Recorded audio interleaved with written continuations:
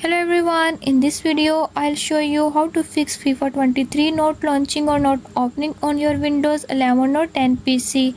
So to fix not launching or not opening issue, follow every step as I'm showing in this video, and don't forget to subscribe this channel. Hope so this will fix your problem.